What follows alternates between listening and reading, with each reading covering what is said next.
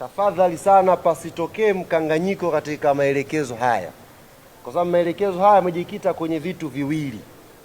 Yaani tujue kutofautisha vitu hivi viwili. Cha kwanza ni watu ambao walikata tiketi Machi 8 alafu ile mechi ikayeyuka.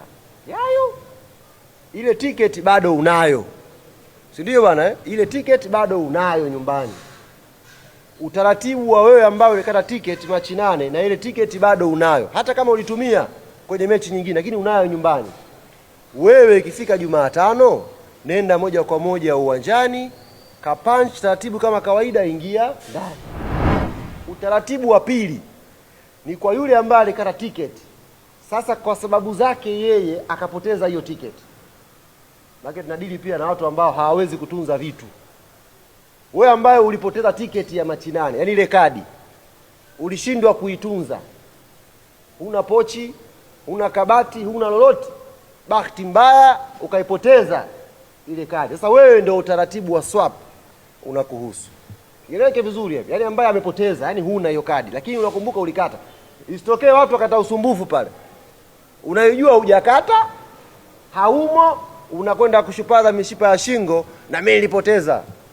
Utaratibu huu tofauti mwingine kwa wasumbufu. Bodi muutafute, unashauri. Mtu akijua ana uhakika, yani kwamba wewe kadi ulikuwa hujakata. Maana unajua mlango tuliofungua au sasa watakuja watu pale kusumbua tu mfumo. Mimi nilikata. Nitafute humo 07 uwe na uhakika nayo. Ili usitupe mlongo mrefu na watu wakashindwa kufanya shughuli nyingine. Kwa hiyo ambao ulipoteza kadi, vituo vimetajwa vya kwenda, na siku ya mchezo jinsi gani NCAD na bodi ya ligi wanawajali mashabiki wetu. Mmepewa mpaka siku ya mchezo pia utaratibu geti A na geti D, si ndio eh? Ndio. Yale mageti muende pale mtakuta deski maalum. Mwisho kabisa. Unajua deski maalum kama ushaenda kituo cha polisi kama mimi. Kuna dawati pale maalum la ustawi. Yaani kuna watu maalum.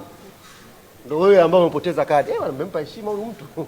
Taratibu mzuri. Yaani kadi ukutunza mwenyewe, lakini siku ya mechi umewekewa geti dawati maalum. Na geti maalum ukifika pale unatoa taarifa zako, bwana mimi nilisajili kwa namba hii na hii, kadi yangu imepotea. Wanaingia kwenye system, wanaangalia wewe Almasi nani, unapewa cha kwako. Unaingia ndani. Kwa hiyo hakuna ambaye alikata tiketi Machi 8 akaikosa hiyo burudani kwa sababu za bodi ya NCAD au timu mwenyewe. Ziwe sababu zako wewe mwenyewe.